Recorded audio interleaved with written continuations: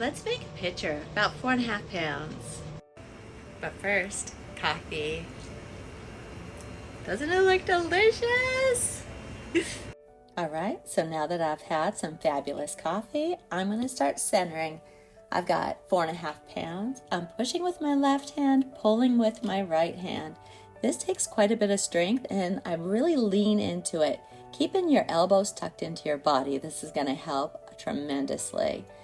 Now you can just see I'm taking my hands off very slow when I do, one at a time, and I'm applying a lot of pressure, trying to make this go up in more of a cone shape. That's going to help get more of your clay centered. So get my hands wiped down, and I'm going to pull some of it towards me.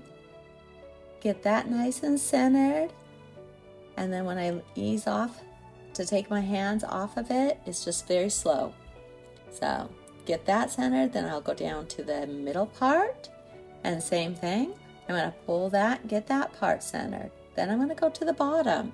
I'm going to center these into sections 1, 2, and 3, the top, middle, and bottom, or the other way around. If you do it in sections, if you have a lot of clay, it just makes it easier. You don't have to apply so much strength as if you're doing this all of it all at once.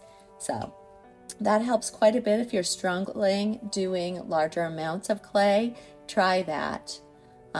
So we want to get this up to a point, not necessarily a point, but we want it wider at the bottom than it is at the top.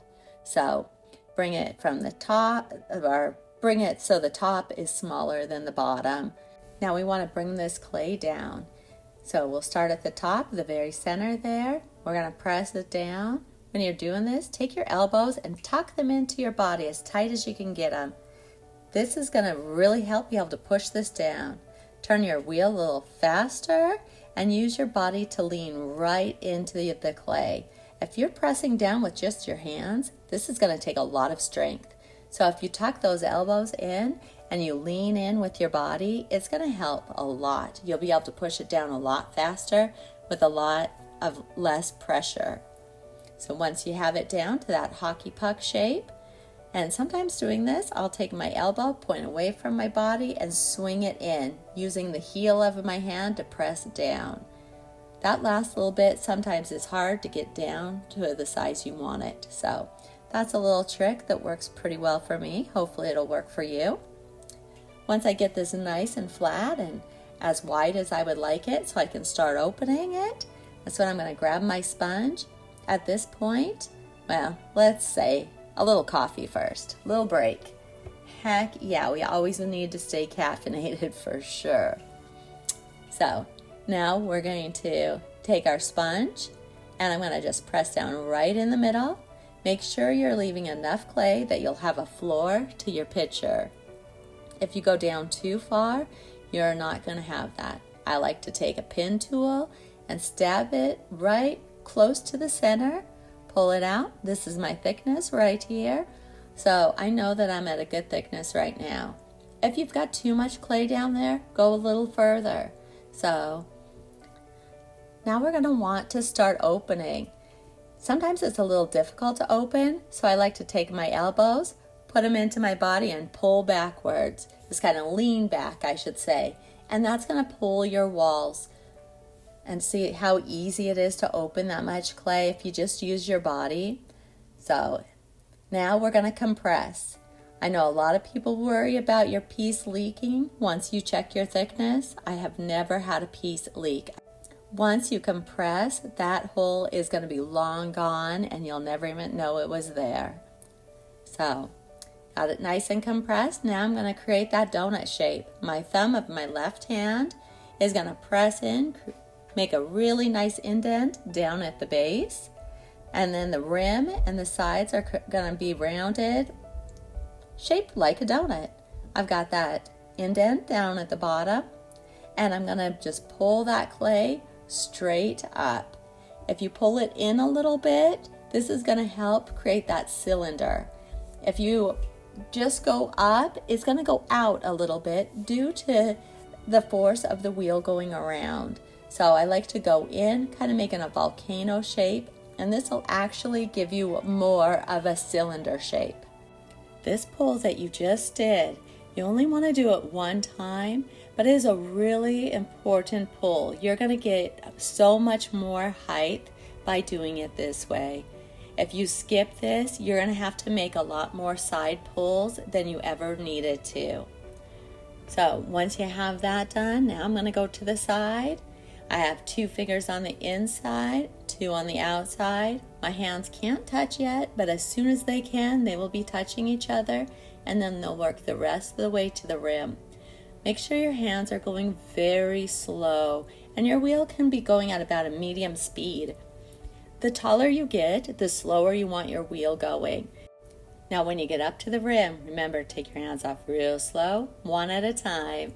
That is going to keep this nice and round and an even thickness. Try not to take your hands off fast. That will really throw you off. So I like to get the water out of the center. Really, with every pull, I don't want any water sitting in it. So get the water out of the center. I regroup my rim, and I try real hard not to swipe like that. That on the bottom of your pot. A lot of people will sit there and try to get the water out by swiping. That is going to make you have an asymmetrical rim in the end.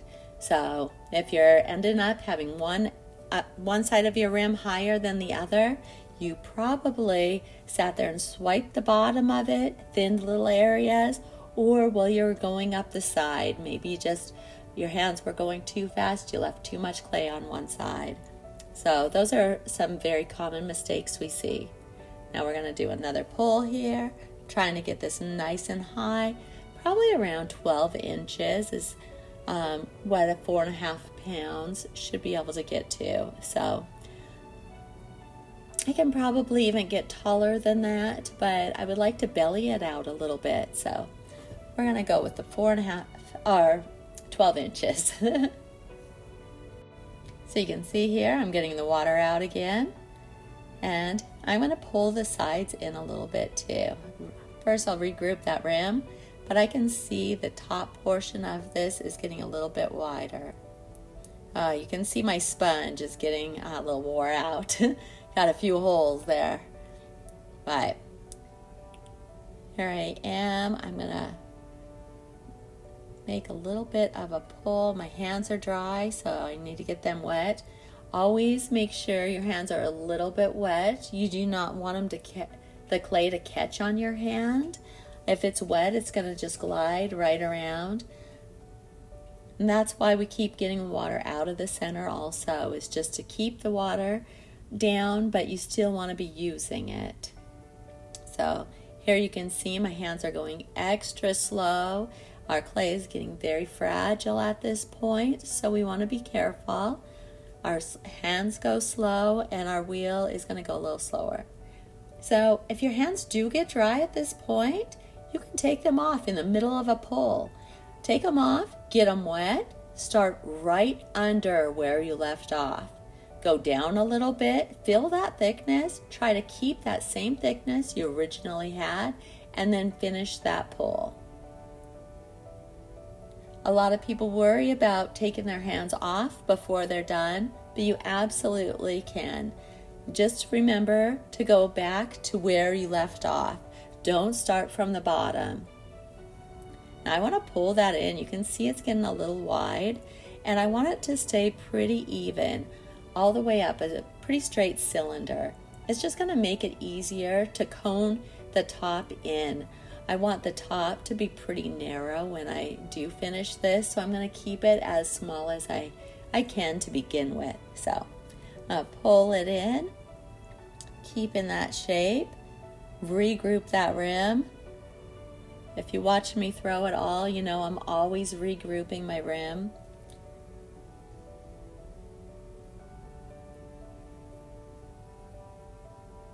Alright, got to get my hand wet so I can make one more pull.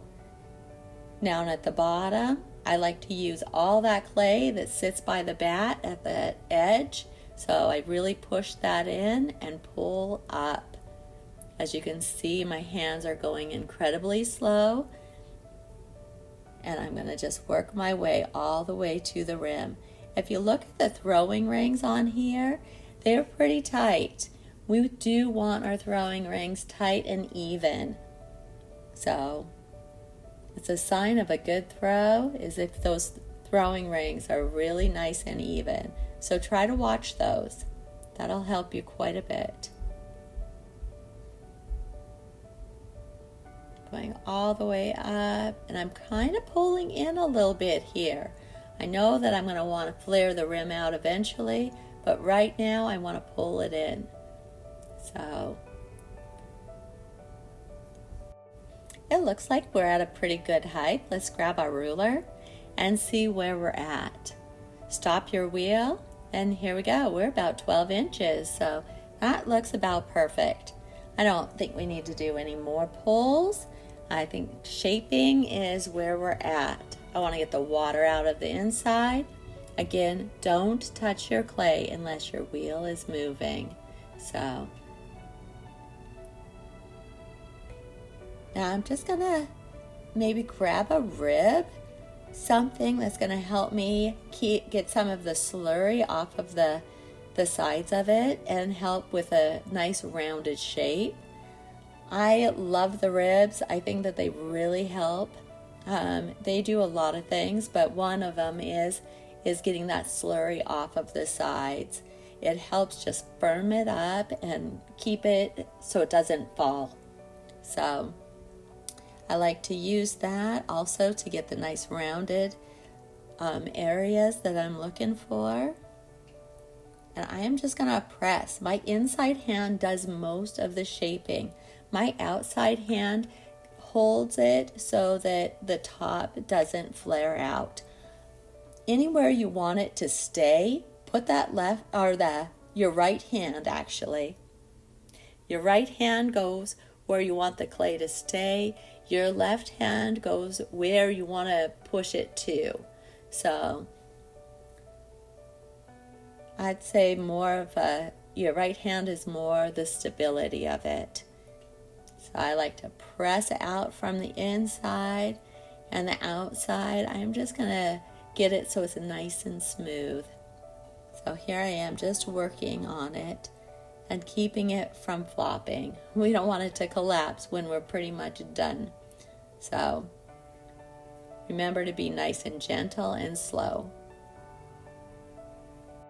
But now we want to start pulling the top in. So anywhere we want it skinnier, I'm doing 3 points. I've got both of my hands kind of squeezing. I call this hugging. So I'm just hugging my picture right now, pulling that neck in. On each hand, I've got 3 points. If you look at my hand here, I use the tip of my finger, that little pad, and then the tip of my thumb. And on each hand, and I hit those points and kind of squeeze in and then slowly go up the pot. Now I'm going to make a straightening pull. So once you do that, you put more clay into a smaller area so it thickens up your wall a little bit. And on the inside, your clay will start rippling. I don't want that little rippling effect to go on, and I don't want to have a thicker wall. I want it all nice and even. So I make that straightening pull, and that will make it nice again. Now I'm going to do the same thing, those 3 points, but now I'm going to curl in my middle finger, and I'm going to use that flat part of my middle finger and my thumb and my index finger. The smaller I want this neck, the different angles I'm going to use on my hand to make that. So you can see I'm pulling it in. I start a little lower than where I want it, and then I work my way up. And you can see it's kind of getting out of whack a little bit. I'm going to take this rib and I'm going to just kind of straighten it up a little bit. I'm going to push out with my inside hand and trying to get that shape of the rib. This little yellow rib has a great shape, and so I'm going to use it. So here we're just kind of playing with that rib, getting the shape that we want in the end. So now I can't reach my hand in. I'm going to use a sponge on a stick to get the water out of the inside. So first get this sponge nice and wet and then wring it out and then put it right down in there. Getting the water out, and then I can see that this little spot is indented where it should be bellied out. I'm going to use that sponge on a stick to push from the inside out. You can use a lot of different tools for this.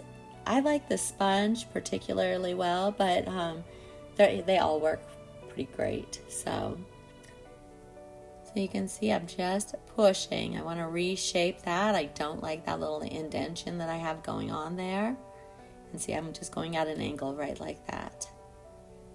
So, but make sure you clean that sponge, wring it out really good, and then try to press down and put it right where the indent is. And that's just going to push it right out. Making sure your wheel is going at a slow, even pace. I adjust my wheel speed constantly, and my foot is always on the pedal. I just recently heard somebody tell me that you're not supposed to drive your wheel. That is so not true. Absolutely, keep your foot on the pedal, adjust your speed constantly. There's a reason our wheels go different speeds, and please use it. I like this neck just a little bit tighter, so now I'm going to do a little tighter pinch here and get this just really smaller, but not so small liquid can't come out of it or you can't clean it. Of course, those are two pretty important things. I'm never too worried about the cleaning part because I do believe in dishwashers. And pretty much everything I make can be thrown in the dishwasher. Now, not everything, obviously, but a good majority of it. So I'm liking the shape of this quite a bit better. Just getting this pulled in just really helps. Being slow and steady definitely helps too. So get that shape the way you like it. Sometimes you have to back away a little bit to see if you actually like the shape. Use the rib again, dry everything off. I don't want any water sitting on it, especially once it's finished. You don't want anything that's going to weaken your piece.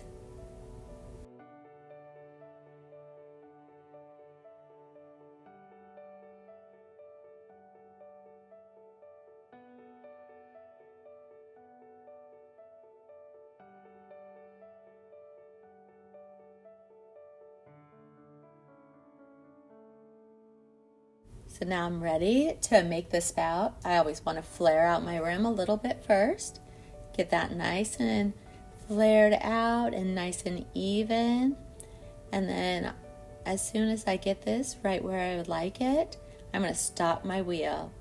I'm going to use my middle finger and my thumb, or I guess I'm using my index finger and my thumb on my left hand to pull my sides in, and a finger on my right hand to just kind of flare out that spout.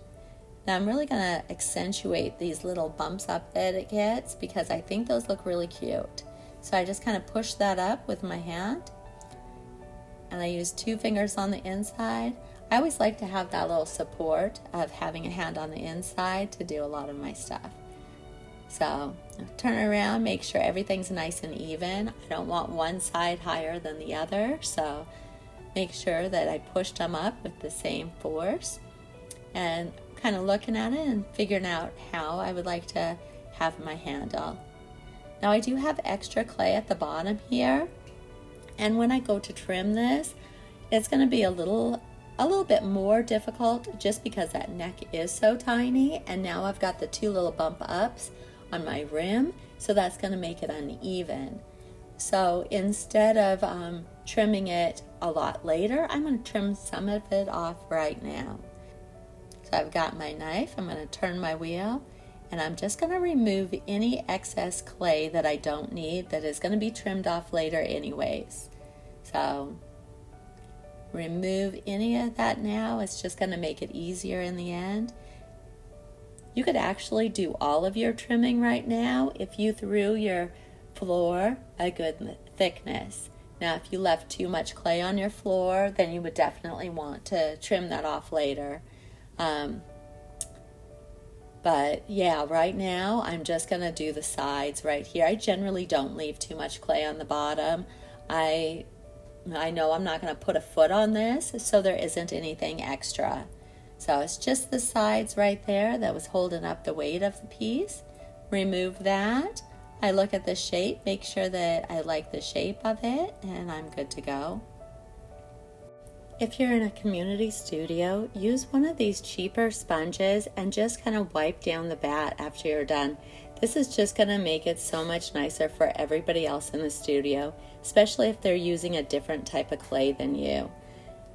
So I like to get that bat wiped down, and then our piece, we just need to get it cut off of the bat, and we are all done. We'll wait for this to get leather hard, but we've got a cute picture ready to get a handle and a little more trimming on it next time. So I hope you enjoyed this tutorial. I hope to see you in the studio soon. And please like and follow if you'd like some more videos on how to make something. Please give me an idea too. If there's something you'd like a class on, I would love to help you.